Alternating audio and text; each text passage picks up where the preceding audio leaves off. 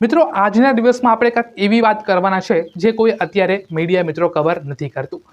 ગુજરાતની મિત્રો લોન માફી ક્યારે કવર થશે? આપણી જે છેલ્લી લોન માફી હતી મિત્રો એ 2018માં કરવામાં આવેલી હતી અને હાલ મિત્રો 2025 ચાલે છે અને થોડાક દિવસમાં 2026 પણ મિત્રો આવી જશે. પરંતુ મિત્રો ગુજરાતની અંદર લોન માફી નથી કરવામાં આવતી. હવે આપણે બીજા સ્ટેટની વાત કરીએ, જેમ કે તમિલનાડુ છે, દિલ્હી છે, રાજસ્થાન છે, ઝારખંડ છે. મિત્રો આ આટલા બધા એવા સ્ટેટ છે જ્યાં હાલ જ અત્યારે મિત્રો 1 થી 2 લાખ રૂપિયાની લોન માફી કરી દેવામાં આવેલી છે. હવે મિત્રો સમજમાં જેવું વાત એ છે કે આપણી પાસે મિત્રો એક સરકાર છે, આપણી પાસે 2 સ્ટેટ છે. આપણી પાસે એમ રાખીએ કે આ બાજુ ગુજરાત છે, આ બાજુ બીજા બધા સ્ટેટ છે. હવે મિત્રો આ બધા સ્ટેટની અંદર જો લોન માફી થઈ શકતી હોય તો મિત્રો ગુજરાતમાં પણ થઈ શકે, પોસિબલ તો છે. આપણે કરવું નથી કે એની પ્રોસેસ નથી કરવી એમ આપણે કહી શકીએ તો પણ મિત્રો ચાલે, વાંધો ના આવે. હવે આપણું ગુજરાત છે ને એ હર વખતે થોડુંક પાછળ હોય છે. હવે હું બોલ્યો એનું કારણ પણ હું તમને કહું. જે PM કિસાન યોજના જે આપણને 2000 રૂપિયાના હપ્તા મળે છે એ આપણને ગુજરાતની અંદર તો મિત્રો 2000 જ મળે છે, પરંતુ બીજા સ્ટેટની વાત કરીએ તો ત્યાં 3000 રૂપિયા આપવામાં આવે છે. હવે આવું કેમ? એક યોજના હોય તો એનો હેતુ શું હોય કે ભાઈ ખેડૂત લોકો છે આપણે એને પ્રોત્સાહન આપીએ. તો ગુજરાતના ખેડૂત ગરીબ છે અને બીજા બધા થોડાક ગરીબ ઓછા છે, વધારે છે, એવું કંઈ આમાં છે કે પછી આપણે આમાં રાજનીતિનો ખેલ છે? આમાં શું છે કાંઈ સમજાતું નથી મિત્રો.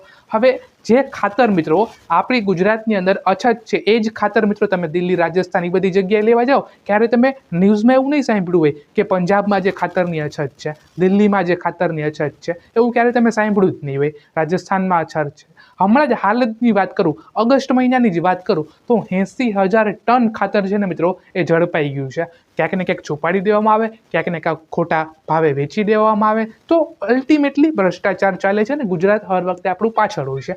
આના ઉપર સરકારની નજર તો છે, એવું નથી કે નજર નથી. ન્યૂઝ બધે કવર થાય જ છે અને સરકારને પણ ખબર જ છે. એ ટ્વિટરમાં બધા ટ્વીટ કરે જ છે, ફેસબુકમાં બધા વિડીયો મૂકે જ છે, પરંતુ આની ઉપર પગલાં લેવામાં સરકાર હર વખતે બીવે છે કાં તો પાછળ હટી જાય છે, એવું પણ આપણે માની શકીએ મિત્રો.